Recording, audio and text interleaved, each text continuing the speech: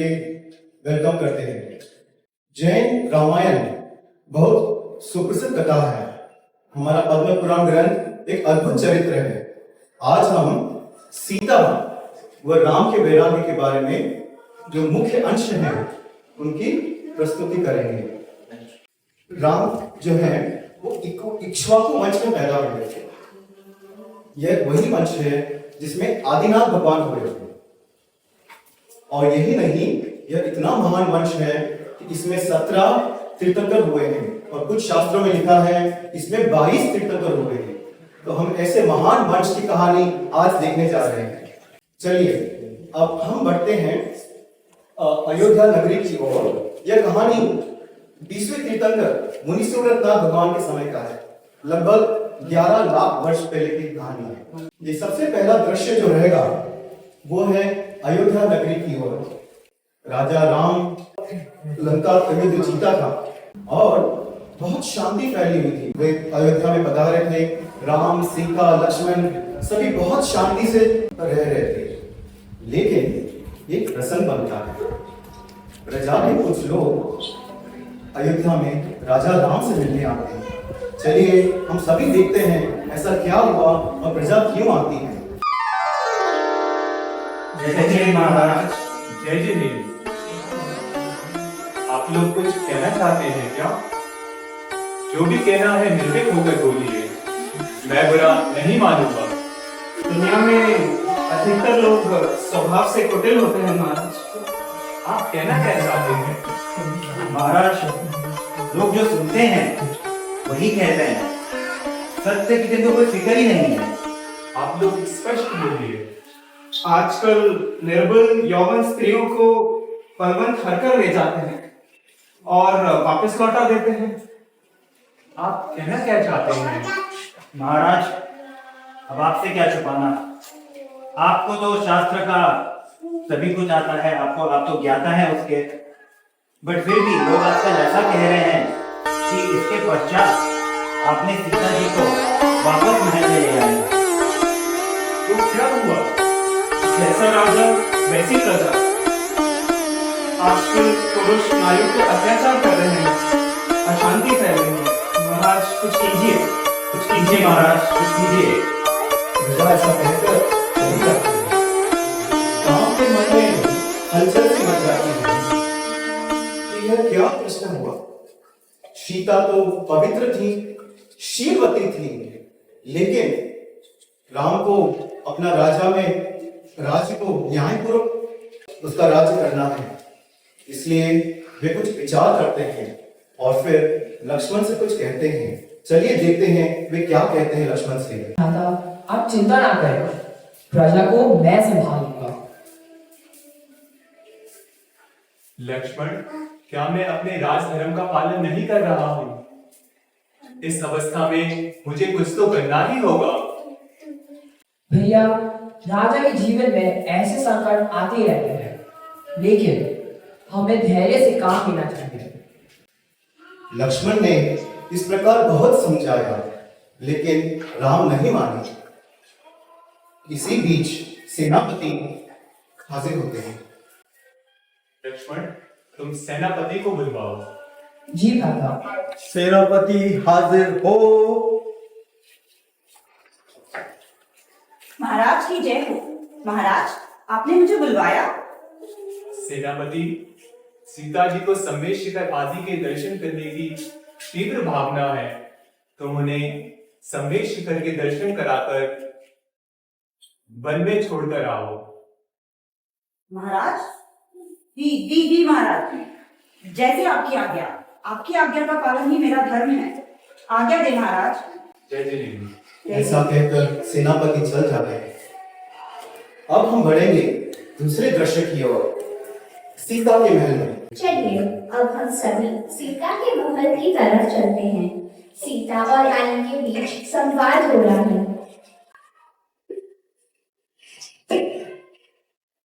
माता सीता, आप गर्भवती हैं। आपको आराम करना चाहिए। नहीं बहन, गर्भ अवस्था में शिशु के अच्छे संस्कार के लिए यही परंपरा है कि हम तीर्थ यात्रा पे जाएं। और मैंने महाराज जी को दी है। माता की जय। माता प्रणाम।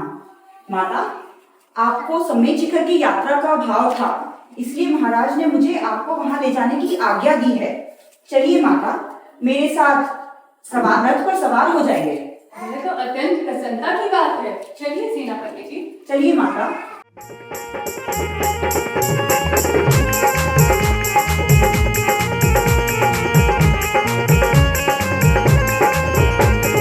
ऊंचे ऊंचे शिखरों वाला है ये तीरथ हमारा, ऊंचे ऊंचे शिखरों वाला है ये तीरथ हमारा, ऊंचे ऊंचे शिखरों वाला है ये तीरथ हमारा, ऊंचे ऊंचे शिखरों वाला है ये तीरथ हमारा, तीरथ हमारा ये जग से न्यारा, तीरथ हमारा ये जग से न्यारा, मधुबन माही भरते रे अमृत की धारा, मधुबन माही भरते रे अमृत की धारा। अनेक चैत्यालयों के दर्शन के बाद सेनापति ने रथ रोका और रोने लगा। चलिए अब देखते हैं आगे क्या होता है। क्या हुआ सेनापति जी? आप दुखी क्यों हैं? आप रो क्यों रहे हैं? हाँ माता, मैं वास्तव में बहुत दुखी हूँ, किंतु मैं कह नहीं पा रहा हूँ। मुझे बताइए, संकोच छोड़िए, मुझे सच सच बताइए। माता, लंका के संवाद के बाद लोक निंदा के भय से राजा राम ने मुझे आपको वन में छोड़ने की आज्ञा दी है। माता, सीता सुनकर बेहोश हो जाती है। कुछ समय बाद होश में आने पर कहती है, सेनापति जी, आप महाराज से कहना, उन्होंने मेरा त्याग किया तो कोई बात नहीं, परंतु कभी धर्म का त्याग ना करें, लोक निंदा की वजह से कभी धर्म का त्याग ना करें। माता, आप ऐसा क्यों कह रही हैं? स्पष्ट करिए। राजा जी ने इस भव में अगर मेरा त्याग किया तो उन्हें सिर्फ इस एक भव में ही दुख उठाना होगा, परंतु अगर उन्होंने धर्म का त्याग किया तो उन्हें अनेक वर्षों तक दुख उठाना होगा।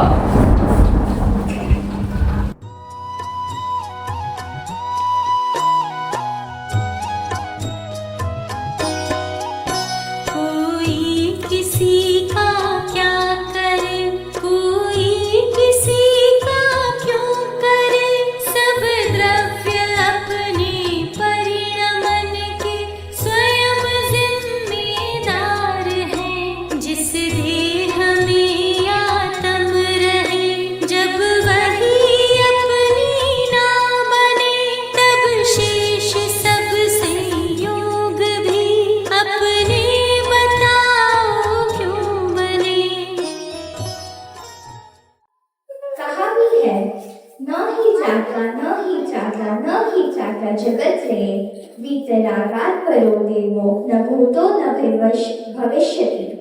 राम के ऐसे व्यवहार के बाद भी राम के प्रति कल्याण का भाव, जैन धर्म की प्रभावना का यही आश्चर्य है। सबके प्रति हित का भाव। कहा भी है, चिर रक्षक धर्म हमारा हो धर्म हमारा चिर साथी, जग में न हमारा कोई था, हम भी न रहे जग के साथी। संयोग की बात है कि उसी वन राजा जनक का मित्र राजा वज्र सिंह हाथी पकड़ने आता है। सीता का परिचय पूछने पर जनक पुत्री जानकर अपने महल ले जाता है। वहां बाद में सीता के दो पुत्र लव कुश का जन्म होता है। लव कुश बड़े हो गए हैं और काफी युद्ध जीत चुके हैं। इतने सारे युद्ध जीतने के बाद अब वहाँ अचानक नारद का आना होता है। तुम्हें मेरा आशीर्वाद हो, तुम्हें राम लक्ष्मण जैसे भ्राता और जैसे विभूति प्राप्त हो। जय जिनेंद्र नाथ जी। जय जिनेंद्र। आपका स्वागत है, आप तो सबके आदरणीय हैं नारद। जय जिनेंद्र। तुम्हें राम लक्ष्मण के बारे में नहीं पता? नहीं पता। राम लक्ष्मण की विभूति तो संसार में हर जगह प्रसिद्ध है। हमने नहीं सुनी नारद जी, कृपा कर विस्तार से बताइए। राजा राम अयोध्या के महाराजा हैं। सीता हरण के बाद रावण से उन्होंने युद्ध किया, वो युद्ध में बहुत मजबूती जीते भी, किंतु लोक निंदा के कारण उन्होंने सीता माता का त्याग कर दिया। सीता माँ के साथ ये तो बड़ा अन्याय हुआ, हमें माता को न्याय दिलाना ही चाहिए। चलो चलो हम न्याय चलते हैं। सत्य जानकर दोनों भाई अयोध्या की ओर निकल पड़े और उनका एकमात्र लक्ष्य था सीता माता को न्याय दिलाना।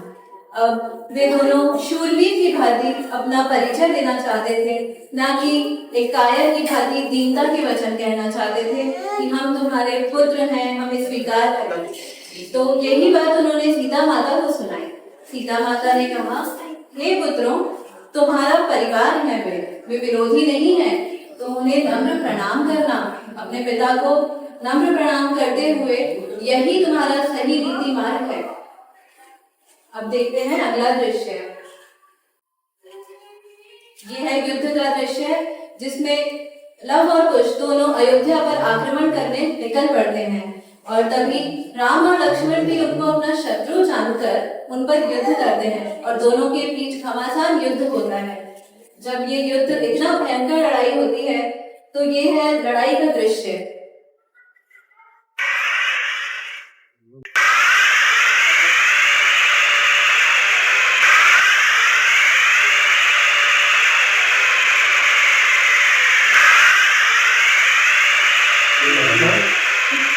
को बहुत लंबे समय से चल रहा है और हमारा कोई अस्त्र भी काम नहीं कर रहा है।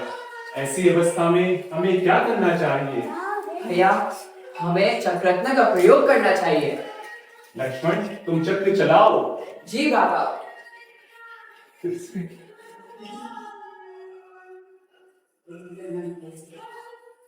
यह चक्र काम क्यों नहीं कर रहा है?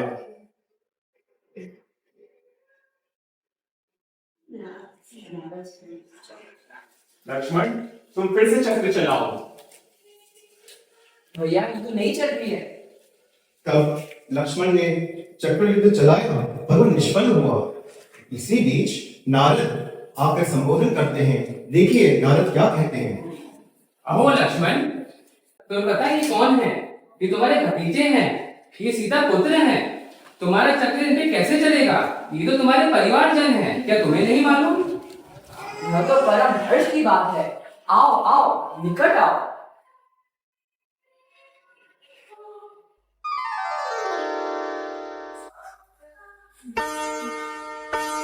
आओ, आप मेरे साथ अयोध्या चलिए। इस प्रकार लव कुश का राम के साथ मिलन हुआ और उन्होंने नारद ने सीता को लाने का प्रयास किया और जो नारद हैं वे रानी सीता को महल में राम से मिलवाने आते हैं। आगे क्या होता है चलिए देखते हैं। राम इतने वर्ष के बाद मिलने जा रही हैं, तो अब देखते हैं क्या वार्तालाप होती है। जय जिनेन्द्र महाराज, जय जिनेन्द्र लक्ष्मण, आप सब सकुशल हैं? जय जिनेन्द्र, हम सब ठीक हैं और आपकी सकुशलता की जानकारी जानकर बहुत प्रसन्न भी हैं। और ये सब तो कर्मों की लीला है, कर्मों ने वो ही सब होता है। आप सही कहते हैं। जो हमारे पुत्र हैं बहुत ही शूरवीर हैं और उन्हें उनसे मिलकर मुझे बहुत अच्छा लगा। जी, मुझे पता है मेरे पुत्र बहुत शूरवीर हैं। वे आप पे और लक्ष्मण पे गए हैं। सीता, मैं जानता हूँ कि तुम निर्दोष हो, पर प्रजा के संतोष के लिए तुम्हें विश्वास दिलाना होगा। मैं किसी भी परीक्षा के लिए तैयार हूँ। सीता, तुम्हें अग्नि परीक्षा देनी होगी। मैं सहर्ष स्वीकार करती हूँ। इस प्रकार सीता ने अग्नि परीक्षा के लिए स्वीकार किया और अग्नि परीक्षा की तैयारियां शुरू होती हैं। चलिए देखते हैं क्या होता है आगे। जरा विचार करिए, सीता इतनी ज्ञानी पुरुष एक रानी थी और जीवन में कितनी विपत्तियां आती हैं। उसी समय अयोध्या में स्वर्ण भूषण मुनि को केवल ज्ञान की प्राप्ति होती है और समोशरण सभा लगी हुई होती है।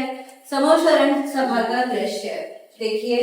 केवली का उपदेश सुनकर सेनापति को, अयोध्या की सेनापति को वैराग्य की प्राप्ति होती है। देखिए सेनापति का आगे क्या होता है।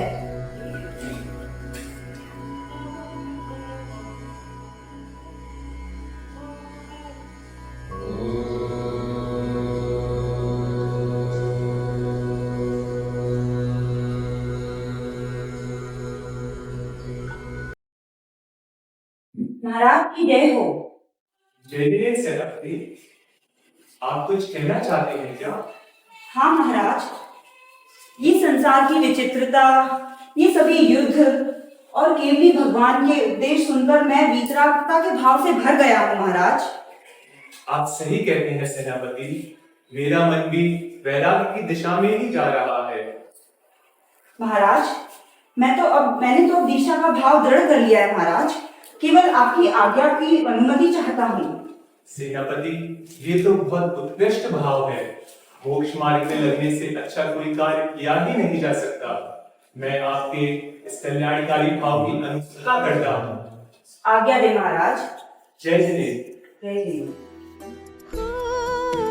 धारा है दिगंबर वेश, किया मुक्ति श्री में प्रवेश, वो मुनिवर चल पड़े। धारा है दिगंबर वेश, किया मुक्ति श्री में प्रवेश, वो मुनिवर चल पड़े। वहाँ समव शरण में अनेक देव दर्शन हेतु आए हुए होते हैं और इंद्र को सीता की अग्नि परीक्षा जानकर वे मेघकेतु नामक एक देव को सीता का उपसर्ग दूर करने के लिए कहते हैं। सीता अग्नि कुंड में प्रवेश करती हैं।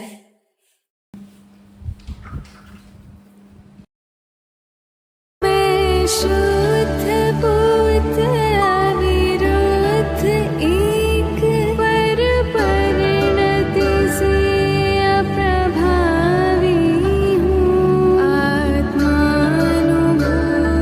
से प्राप्त तत्व में ज्ञानानंद स्वभावी। तीर्थंकर का स्मरण करते हुए हम देखते हैं कि अग्नि कुंड जल कुंड में परिवर्तित हो गया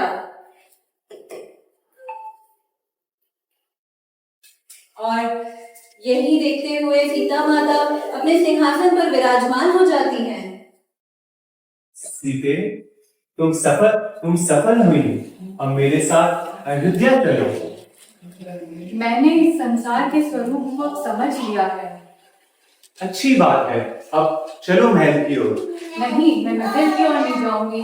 मैं मोक्ष मार्ग पे चलना चाहूंगी, इसलिए अब मैं दीक्षा धारण करूंगी।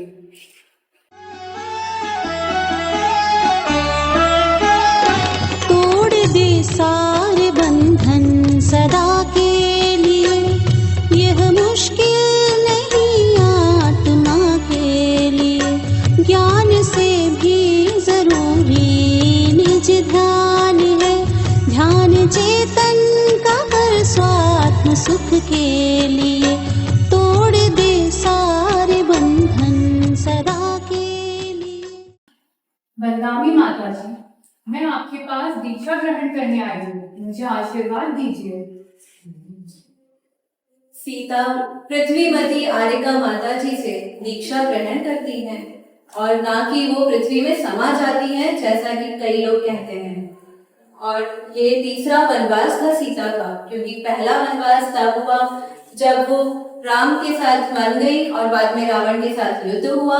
दूसरा जब वो गर्भवती अवस्था में और अपने पुत्रों को जन्म देती हैं। तीसरा आर्यका अवस्था में। इस प्रकार सीता अपनी 62 वर्षों की कठिन तपस्या को पूर्ण करते हुए 33 दिन की संलेखना के साथ मुक्ति को प्राप्त होती हैं। और जानते हैं वो कहाँ जन्म लेती हैं? 16वें स्वर्ग में अच्युत नामक देव बनकर उनका जन्म होता है। यही नहीं, सीता का भाई भामंडल, उसको भी दीक्षा लेने का भाव आता है, लेकिन पत्नी की चिंता में वह दीक्षा नहीं लेता है। और एक दिन बिजली आने पर भामंडल की मृत्यु हो जाती है। यह समाचार जब हनुमान ने सुना तो उनका भाव वैराग्य में पड़ गया कि अगर मैंने भी मौका छोड़ा तो मेरी मुक्ति कैसे होगी। वे भी दीक्षा लेते हैं। यही नहीं, हनुमान के साथ 700 राजाओं ने दीक्षा ली और वे सभी हमारे पवन तीर्थ तुंगीगिरी से मोक्ष गए। देखिए, जो सेनापति हैं उन्होंने भी दीक्षा ले ली, हनुमान मोक्ष प्राप्त हुए, साथ में 700 मुनिराज और अनेक रानियों ने भी दीक्षा ली। अब आगे देखते क्या क्या होता है। ये कथा तो बहुत ही विचित्र और बहुत ही प्रेरणादायक है। इस प्रकार आपने सीता का कहानी सुना, वे 16वें स्वर्ग में जाती हैं। अब हम देखते हैं श्री राम के आगे क्या होता है।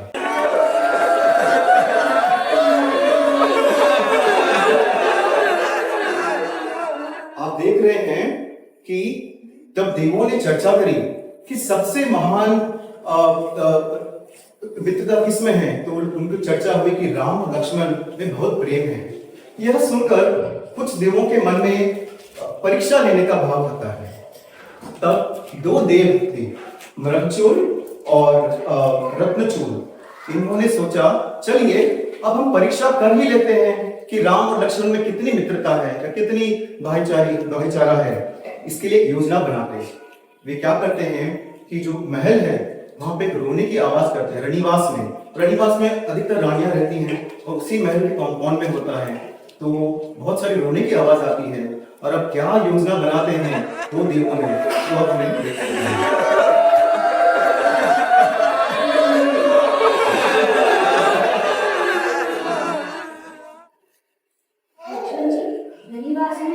रोने की आवाज आ रही है, लगता है राम जी का मरण हो गया है।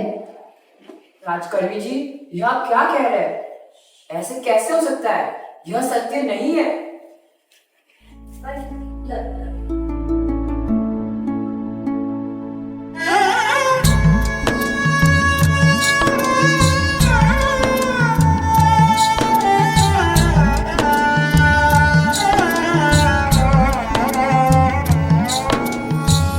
काल अचानक ही ले जाएगा,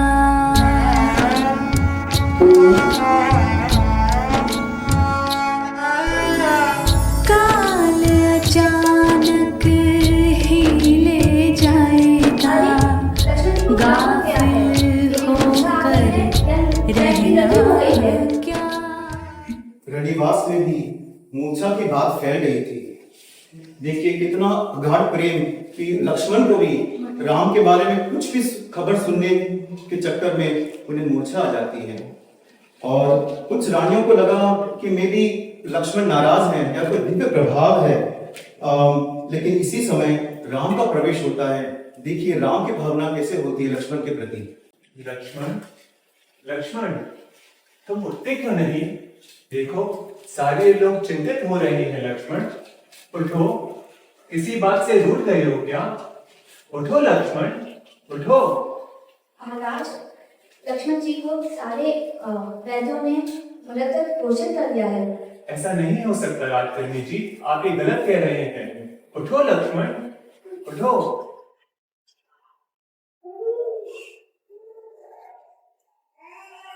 इस प्रकार राम भी मूर्छित हो जाते हैं। अब वो मोक्षगामी जीव, लेकिन कैसा परिवार के साथ प्रेम रहता है। एक तरफ लक्ष्मण मूर्छित हो गए हैं, अपना प्राण खो गए हैं, और इधर राम भी एक बार अपना भाव स्थिर नहीं कर पाए, वे भी बेहोश हो जाते हैं। अंतपुर में भयंकर शोक था राम को। अब इसी बीच लव और कुश ने बचपन में तो राम से राज्य से दूर ही बिताया था। अब ये सब घटना देखकर उनका मन भी कुछ वैराग्य की ओर बढ़ रहा है। चलिए देखते हैं राम और लक्ष्मण, लव और कुश क्या कहना चाहते हैं राम से।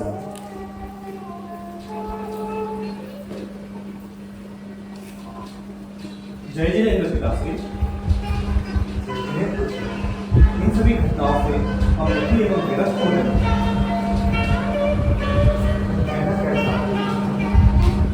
पिताजी, बुद्धि शिक्षा की आज्ञा है।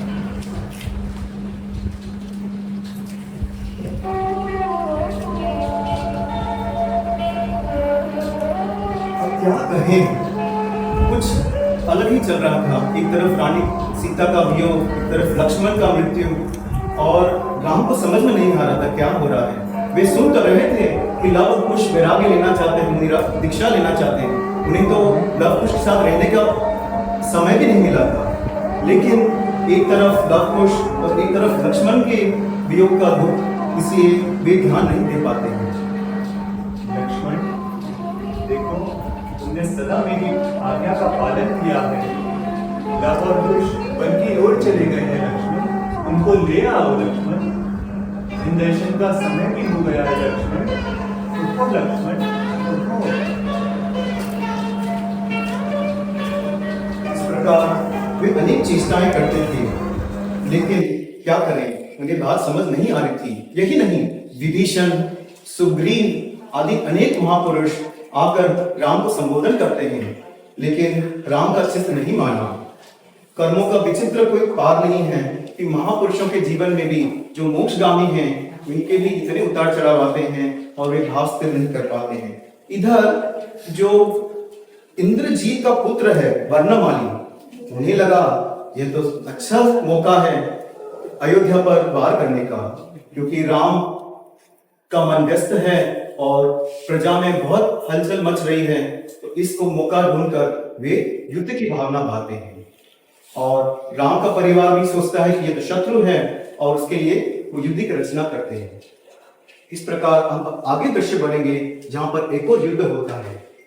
अब यहाँ पर देवलोक में भी इसकी चर्चा हो रही थी, इतना महान वंश, देवलोक में भी इसकी डिस्कशन चल रही थी।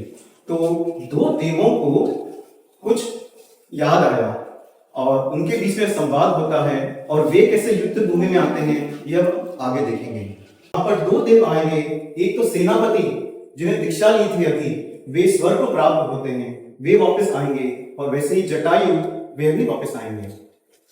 जटायु आपने सुना होगा, रामायण के युद्ध के समय में जटायु भी होते हैं। अरे जटायु देव, ये मेरा सिंहासन क्यों कंपायमान हो रहा है? अरे मेरा भी सिंहासन कंपायमान हो रहा है, क्यों? जटायु देव, आप थोड़े गुस्से में नजर आते हैं, क्या बात है? अवधि ज्ञान लगने पर मुझे विरक्त राम पर विपत्ति आई हुई दिखाई दे रही है। हाँ, अवधि ज्ञान लगने पर मुझे याद आया, मैं पूर्व भव में राम का सेनापति था। वैराग्य से भरकर मैंने दीक्षा ले ली, इसलिए मैं स्वर्ग में पैदा हुआ। उस समय मैंने राम को वचन दिया था कि विपत्ति में मैं उनकी सहायता करूंगा। पूर्व में उन्होंने मुझे मरते समय नमोकार मंत्र सुनाया था और जैन धर्म का उपदेश दिया था, जिससे आज मैं देव हुआ। जटायु देव, हमें मध्य लोक जाकर राम की सहायता करनी चाहिए। चलिए जटायु देव, आप युद्ध की ओर जाइएगा, मैं राम के समीप जाता हूँ। इस प्रकार देवों को लगा कि हमें कुछ करना चाहिए, तो जटायु वहां युद्ध के क्षेत्र में जाते हैं और ऐसी विक्रिया करते हैं, और जो इंद्रजीत के जो पुत्र हैं उनको समझाते हैं कि ये युद्ध तो जीतना नामुमकिन है, बहुत मुश्किल है। यही नहीं, उन्होंने भागने का गलत रास्ता दिखाया।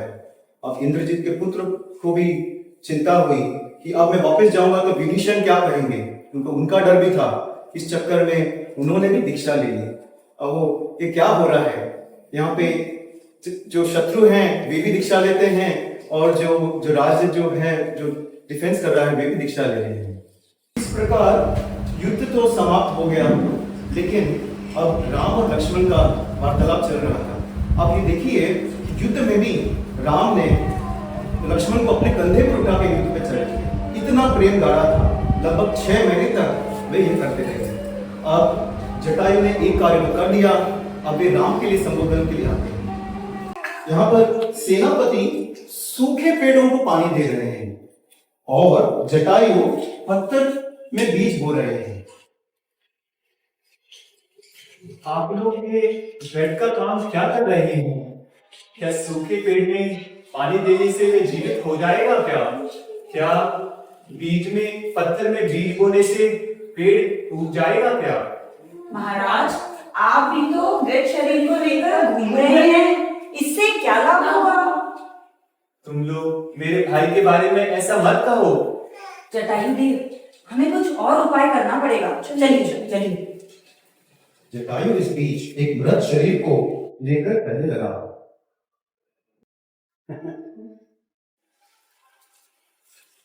यह आप एक मुर्दा शरीर को लेकर क्यों घूम रहे हैं?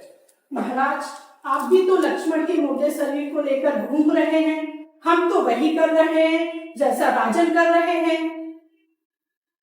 महाराज, आप भी तो अपना दोष समझने की चेष्टा करिए।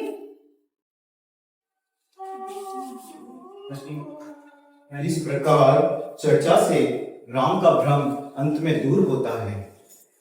वे मोह व अनंत संसार परिभ्रमण से के विचार में पड़ जाते हैं और मोह का दूर होता जान वो दोनों भी सही रूप में प्रकट होते हैं। राजा राम की जय हो। महाराज, मैं पूर्व में आपके सेनापति का जीव था, तब मैंने आपको आपकी विपत्ति में सहायता करने का वचन दिया था। मैं अभी चौथे स्वर्ग में देव हूँ। महाराज, आपने मेरे पूर्व में मुझे जैन धर्म का उपदेश दिया था, जिससे आज मैं देव हुआ। अहो, आप दोनों तो मेरे परम मित्र हैं। आपका अतिशय आश्चर्यकारी है। आपका मेरे पर अलौकिक उपकार है। आपने मुझे मोक्ष मार्ग में की फिर से दिशा दिखाई। महाराज, आपका राज्य भी वैभवशाली है। नहीं, अब तो बस मुझे मुनि पने में ही सुख दिखाई देता है। राजपाट में तो अत्यंत दुखी दिखता है। अब मैं दीक्षा लेकर मोक्ष मार्ग की ओर बढ़ना चाहता हूँ। महाराज की जय हो। जैन धर्म की जय हो। अब विषयों में नाही रमेंगे, चिदानंद पान करेंगे। अब विषयों में नाही रमेंगे, चिदानंद पान करेंगे। चहूँ गतियों में नाही भ्रमेंगे, निजानंद धाम रहेंगे। चहूँ गतियों में नाही भ्रमेंगे, निजानंद धाम रहेंगे। इस प्रकार लक्ष्मण का विवाह क्रिया करते हैं और राम भी दीक्षा लेते हैं। राम के साथ साथ 16,000 राजाओं ने दीक्षा ली और 27,000 रानियों ने दीक्षा ली। जरा हम सोचें कि राम कितने महापुरुष थे। यह घटना लगती है कि इतना अज्ञान कैसे हुआ। बस यही है, इतने महापुरुष फिर भी ऐसी विपत्तियां कभी आ जाती हैं। लेकिन सभी ने, जब राजा राम की दृष्टि पलटी तो साथ में सभी राजाएं, 16,000 राजाओं ने और 27,000 रानियों ने दीक्षा ली और सभी मोक्ष मार्ग में लग गए। राजा राम 7 वर्ष उपदेश को, बाद में केवल ज्ञान होता है, और 7 वर्ष उपदेश देते हैं और फिर मोक्ष को प्राप्त करते हैं। देवी सीता का प्रेम देखिए। जब वे स्वर्ग में गई और राम को केवल ज्ञान होने वाला था तो उन्होंने सोचा मैं थोड़ा भंग करके देखें। तो वे उनको ध्यान से डिस्टर्ब करके आती हैं। उन्हें कोई मोह रहा होगा, ज्ञानी थे वे भी, और इतना सब कुछ होने के बाद भी एक बार आई, लेकिन उनका उपसर्ग सफल नहीं हुआ। लेकिन इसके बाद सीता जाएंगी नरक में, जहां पे वो लक्ष्मण, उनका मृत्यु हो गया और वे नरक में थे। यही नहीं, रावण भी वहां पर हैं। इन दोनों को संबोधन करेंगे। आगे जाकर रावण भी हमारे तीर्थंकर होंगे और उन्हीं के प्रथम गंधर्व रानी सीता होंगी। यही नहीं, लक्ष्मण भी तीर्थंकर बनेंगे। तो यहाँ समझ में नहीं आ रहा, जितने भी पात्र थे सभी मोक्ष मार्ग पर चले गए हैं। ऐसा महान वंश और ऐसी महान कहानी जैनों की बहुत ही विचित्र है और बहुत ही प्रेरणादायक है। रामायण वैराग्य की अनुपम गाथा है। रामायण से हमें लंका युद्ध से ज्यादा वैराग्य की प्रेरणा होनी चाहिए।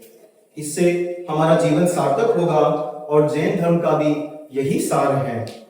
जयवंत हो जैन धर्म। आखिर कितने जीव मोक्ष गए, ये हम सब निर्वाण काल में पढ़ते ही हैं। चलिए आज हम सभी मिलकर निर्वाण काल की इन गाथाओं को फिर पढ़ते हैं।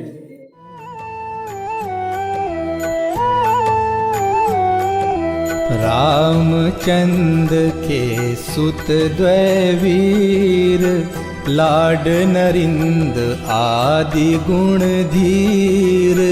5 कोड़ी मुनि मुक्ति मंझार, पावागढ़ बंदौ निर्धार।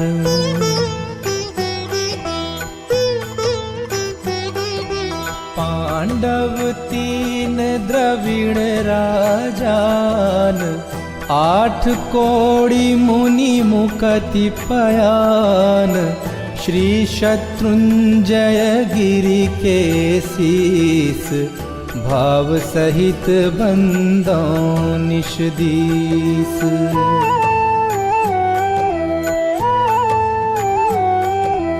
जे बलभद्र मुकति में गए, 8 कोड़ी मुनि औरहु भये। श्री गजपंथ शिखर सुविशाल, तिनके चरण नहु तिहु काल।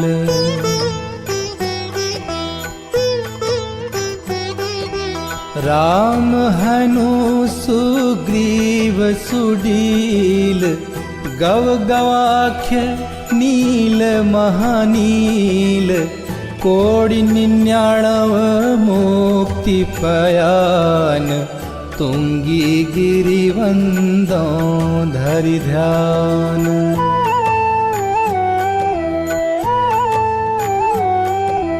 नंग अनंग कुमार सुजान, 5 कोड़ी अरु अर्ध प्रमाण। मुक्ति गए सोना गिरिशीष, ते बंदो त्रिभुवन पतीस।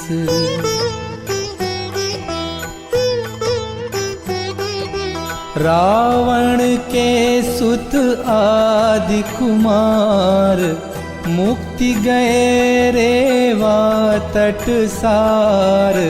कोटि 5 अरु लाख 50, ते बंदो धरि परम हुलास। भावना बातें नहीं त्राता नहीं त्राता, नहीं ताता जगत रे। वीतराग और करो देवो, न भूतो न भविष्यति। वीतराग का पाना यही एक जीवन का सार है। इस प्रकार हम यह सीख होती है।